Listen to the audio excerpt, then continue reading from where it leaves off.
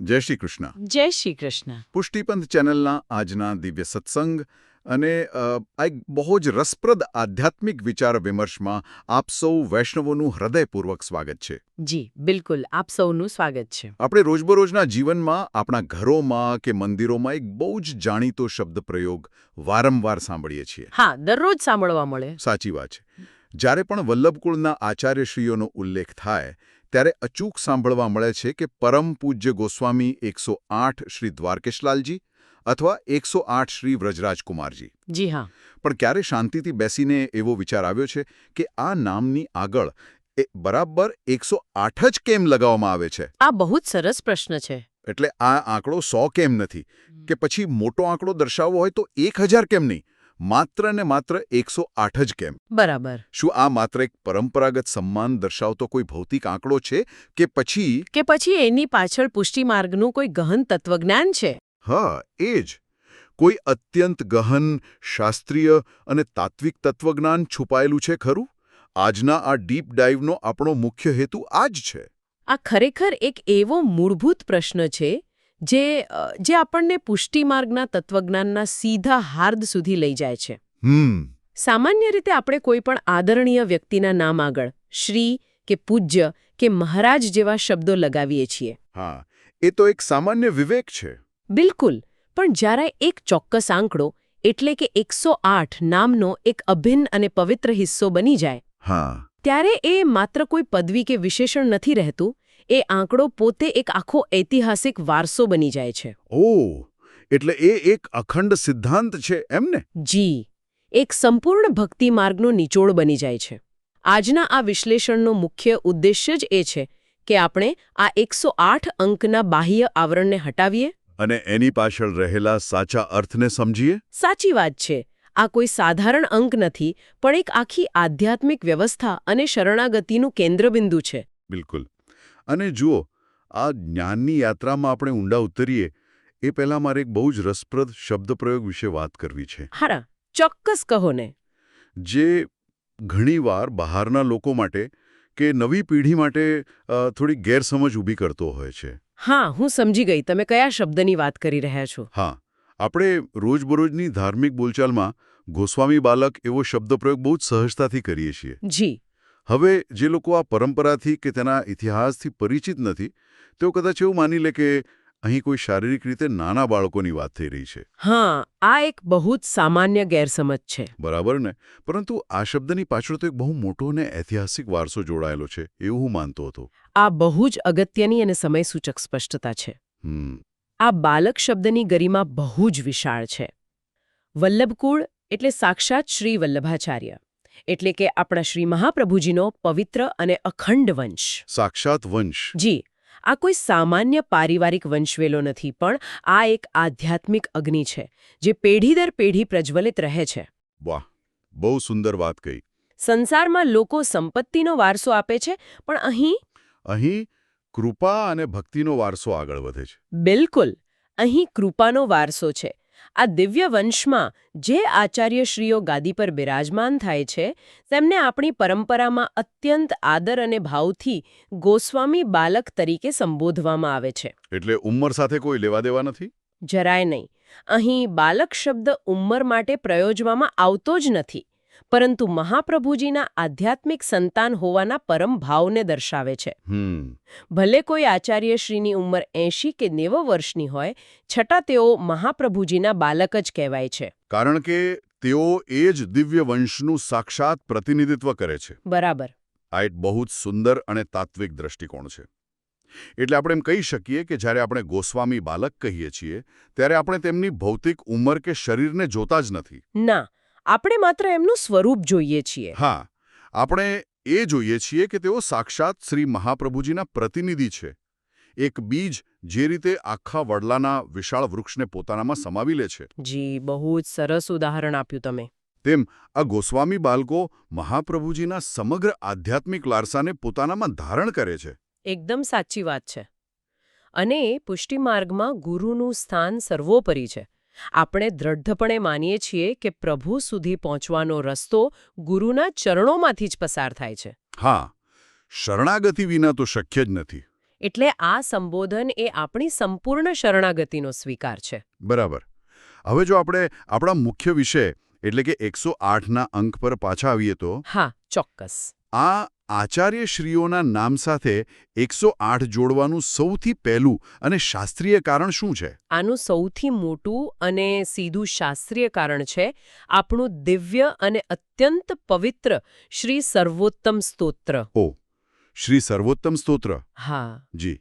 પુષ્ટિ માર્ગમાં આ સ્તોત્રનો આધાર બહુ જ મોટો અને વ્યાપક છે.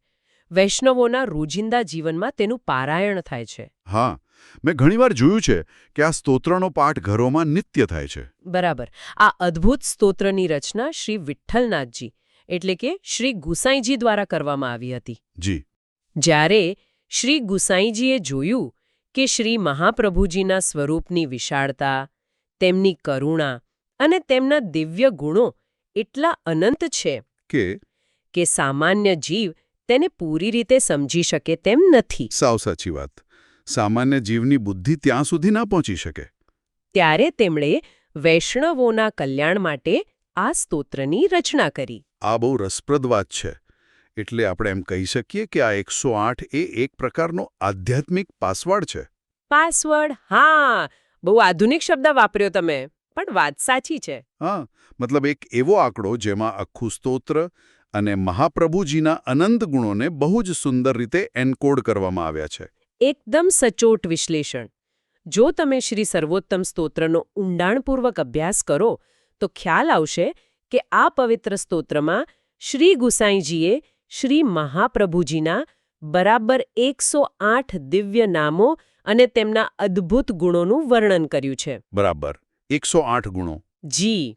આ નામો એ માત્ર સંબોધન નથી, પણ શ્રી મહાપ્રભુજીના સ્વરૂપની, તેમના પુષ્ટિમાર્ગીય સિદ્ધાંતોની અને તેમની અપાર કૃપાની ઓળખ છે. હા.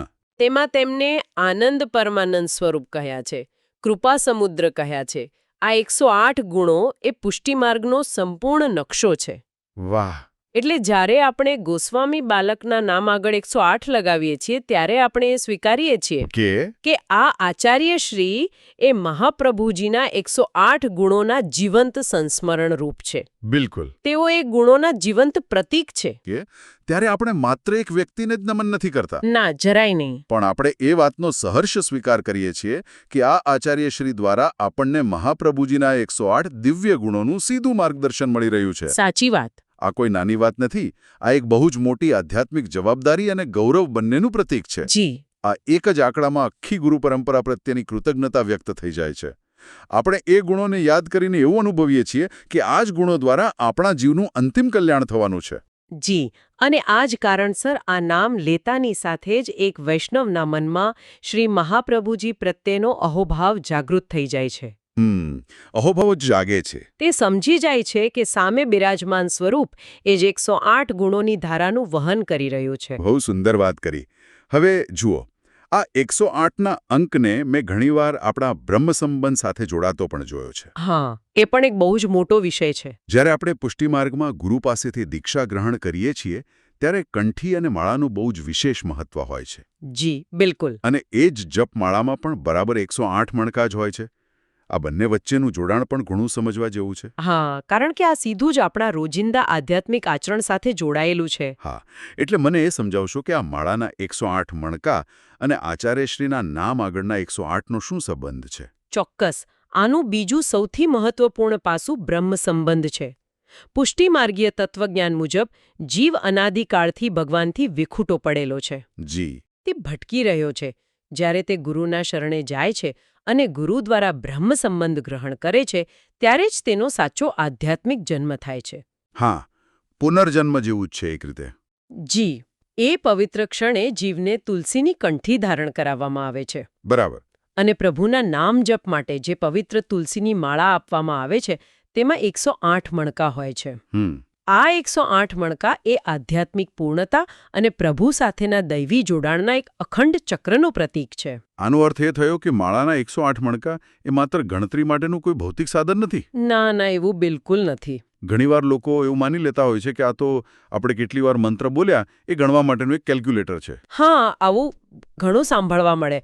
પણ હકીકતમાં હકીકતમાં આ 108 મણકા એ આધ્યાત્મિક યાત્રાનું પ્રતીક છે ખરું ને? જીવ જ્યારે સંસારના ભ્રમમાં હોય છે ત્યારે તેને સાચો રસ્તો બતાવનાર ગોસ્વામી આચાર્ય શ્રી જ એ દિવ્ય માર્ગદર્શક છે.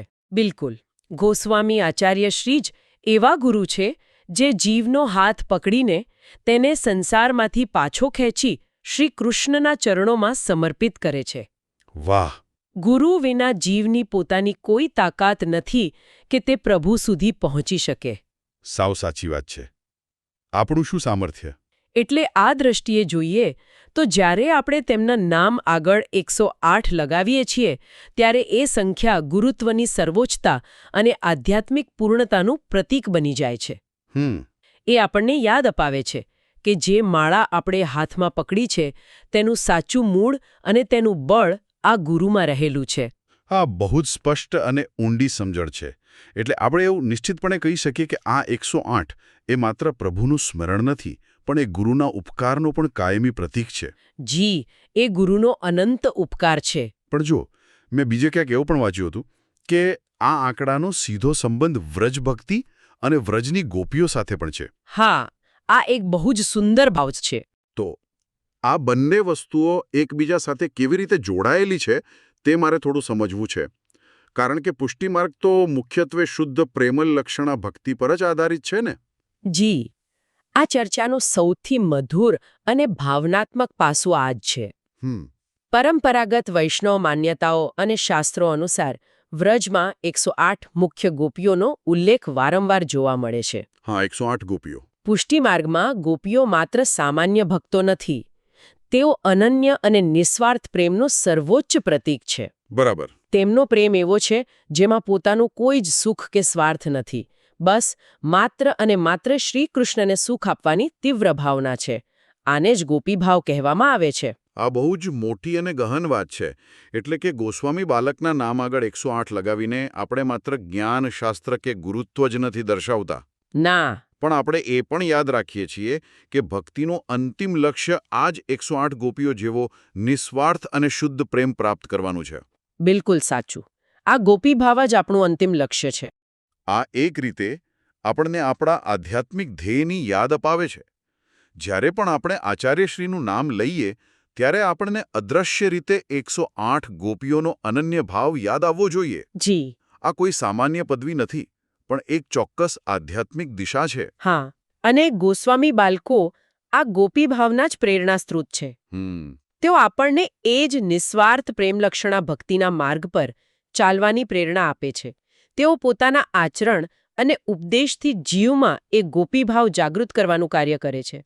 વાહ! આ રીતે આ એક નાનકડો લાગતો અંક પુષ્ટિમાર્ગના સમગ્ર તત્વજ્ઞાનને એટલે કે મહાપ્રભુજીના ગુણો, ગુરુ દ્વારા અપાતું બ્રહ્મસંબંધ અને વ્રજની ગોપીઓનો પ્રેમ. હા, આ ત્રણેય વસ્તુઓને જોડી દે છે. બિલકુલ. આ ત્રણેય મહાન સ્તંભોને પોતાની અંદર બહુ જ સહેજતાથી સમાવી લે છે. ખરેખર આટલી સામાન્ય લાગતી બાબત પાછળ આટલો મોટો અને દિવ્ય ભાવ છુપાયેલો છે એ કદાચ ઘણા લોકોની કલ્પના બહારનું હશે. જી, મોટાભાગના લોકો આટલું ઊંડું વિચારતા નથી હોતા. સાચી વાત છે. પણ આ બધું સમજ્યા પછી મને એક બીજો વિચાર આવે છે. હા, કહો ને. આ 108નો આંકડો માત્ર આપણા પુષ્ટિમાર્ગ પૂરતો જ સીમિત છે કે પછી આપણી બૃહદ સનાતન અને વૈદિક પરંપરામાં પણ તેનું કોઈ ખાસ વ્યાપક મહત્વ છે? ના, આ માત્ર પુષ્ટિમાર્ગ પૂરતો સીમિત નથી. હા, કારણ કે આપણે ત્યાં ઋષિ પરંપરાથી જ આ આંકડાને બહુ પવિત્ર માનવામાં આવે છે, મેં સાંભળ્યું છે. જી, જો આપણે આખી ચર્ચાને એક વ્યાપક સ્વરૂપ આપીએ તો સમજાશે કે માત્ર પુષ્ટિમાર્ગ જ નહીં, સમગ્ર સનાતન પરંપરામાં પણ 108 સંખ્યાને અત્યંત પવિત્ર અને પૂર્ણ માનવામાં આવે છે. આપણી ઋષિ પરંપરાથી જ આ આંકડાનું બહુ જ મોટું મૂલ્ય છે. દાખલા તરીકે આપણે કોઈ પણ દેવી દેવતાના નામ જપીએ તો સામાન્ય રીતે 108 નામાવલી જ હોય છે. હા, અષ્ટોત્તર શતનામ આપણે જેને કહીએ છીએ. બિલકુલ, અષ્ટોત્તર શતનામ. આ ઉપરાંત શાસ્ત્રીય અને પરંપરાગત રીતે 108 ઉપનિષદોનો ઉલ્લેખ મુખ્યત્વે થાય છે. ઓહ, 108 ઉપનિષદો છે. હા, મુખ્ય ગણતરીમાં 108 ઉપનિષદો લેવાય છે. ઉપનિષદો એ આપણા ધર્મમાં સર્વોચ્ચ આધ્યાત્મિક જ્ઞાનનો સ્ત્રોત છે. આ દર્શાવે છે કે આપણી પુષ્ટિમાર્ગીય પરંપરા કોઈ અલગ પડેલો પ્રવાહ નથી, પણ સમગ્ર સનાતન વૈદિક પરંપરાના મૂળમાંથી જ નીકળેલી એક અત્યંત શુદ્ધ ધારા છે. એકદમ સચોટ વાત કરી તમે. ઉપનિષદોનું જ્ઞાન હોય, પ્રભુના નામ હોય કે પછી મહાપ્રભુજીના ગુણો હોય, 108 એ આધ્યાત્મિક પૂર્ણતાનો સર્વસ્વીકૃત અંક.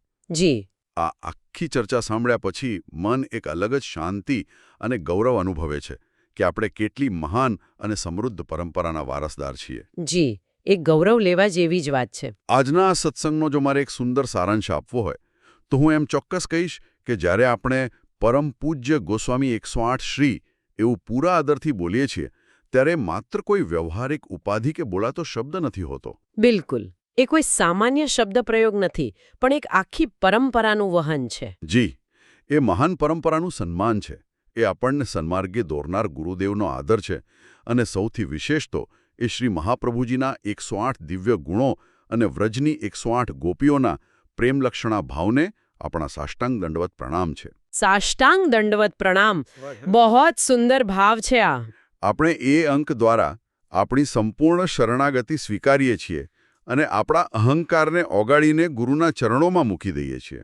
બહોત સુંદર રીતે આ આખી ચર્ચાનો નિષ્કર્ષ અહીં રજૂ થયો છે. હા, આટલી ઊંડી સમજણ પછી ભવિષ્યમાં જ્યારે પણ કોઈ આ અંક સાંભળશે ત્યારે તે ચોક્કસ સમજશે કે એ અંક પાછળ પુષ્ટિ માર્ગનું કેટલું મોટું તાત્વિક અને આધ્યાત્મિક મહત્વ સમાયેલું છે. સાચી વાત છે. આ માત્ર બોલવાની વસ્તુ નથી પણ અનુભવવાની વસ્તુ છે. અને એટલે જ આજના આ સત્સંગ અને આ ડીપ ડાઇવના અંતે હું એક બહુ જ ઊંડો અને નવો વિચાર આપ સૌની સમક્ષ મૂકવા માંગુ છું. જી ચોક્કસ. આપણે 108ના આધ્યાત્મિક ભક્તિ માર્ગના અને શાસ્ત્રીય મહત્વ વિશે તો ઘણી ઊંડી ચર્ચા કરી પણ જતા જતા એક નવો વૈશ્વિક વિચાર પણ કરવા જેવો છે. વૈશ્વિક વિચાર? હા, જુઓ, આધુનિક વિજ્ઞાન આજે એવું માને છે કે સૂર્ય અને પૃથ્વી વચ્ચેનું અંતર સૂર્યના વ્યાસ કરતાં બરાબર 108 ગણું છે. ઓહ, આવું છે? હા. અને એ જ રીતે ચંદ્ર અને પૃથ્વી વચ્ચેનું અંતર ચંદ્રના વ્યાસ કરતાં 108 ગણું છે. આ બ્રહ્માંડનું એક અત્યંત આશ્ચર્યજનક ગણિત છે. આ તો બહુ જ અદ્ભુત સંયોગ છે. તો શું આ માત્ર એક ભૌતિક સંયોગ છે કે પછી આપણા ઋષિમુનિઓ, આપણા આચાર્યો અને આ મહાન પરંપરાના સ્થાપકોએ બ્રહ્માંડના આ વૈશ્વિક ગણિતને આપણી ભક્તિ અને આપણા શ્વાસ સાથે પહેલેથી જ જોડી દીધું હતું? આ વિચાર ખરેખર રોમાંચિત કરી દે તેવો છે. વિચાર કરજો આપ સૌ કે જ્યારે આપણે 108ની માળા ફેરવીએ છીએ ત્યારે આપણે માત્ર એક મંત્રનો જપ નથી કરી રહ્યા. જી. પણ આપણે આખા બ્રહ્માંડની લય સાથે જોડાઈ રહ્યા છીએ. સૂર્ય પ્રકાશ આપે છે, ચંદ્ર શીતળતા આપે છે અને ગુરુ આ 108ના અંક દ્વારા આપણા જીવનમાં જ્ઞાનનો પ્રકાશ અને ભક્તિની શીતળતા બંને એકસાથે આપે છે. વાહ, અદ્ભુત સંગમ. તો આપ સૌ વૈષ્ણવો આ વિષય પર શાંતિથી ચોક્કસ વિચાર કરજો. જો આજના આ સત્સંગની આ પ્રામાણિક માહિતી ગમી હોય, જો આ જ્ઞાનથી હૃદયમાં પ્રભુ અને ગુરુ પ્રત્યેનો અહોભાવ વધ્યો હોય, તો આ દિવ્ય વિચારને વધુમાં વધુ લોકો સુધી પહોંચાડવામાં ચોક્કસ નિમિત્ત બનજો. હા, બિલકુલ. આપણી પરંપરાનું આ સુંદર જ્ઞાન જળવાઈ રહે અને આવનારી પેઢી સુધી પહોંચે તે જ આ પ્રયાસનો હેતુ છે. બિલકુલ સાચી વાત છે. આ સાથે જ આપણે આજના દિવ્ય સત્સંગની અહીં પૂર્ણાહુતિ કરીએ છીએ. જય શ્રી કૃષ્ણ. જય શ્રી કૃષ્ણ.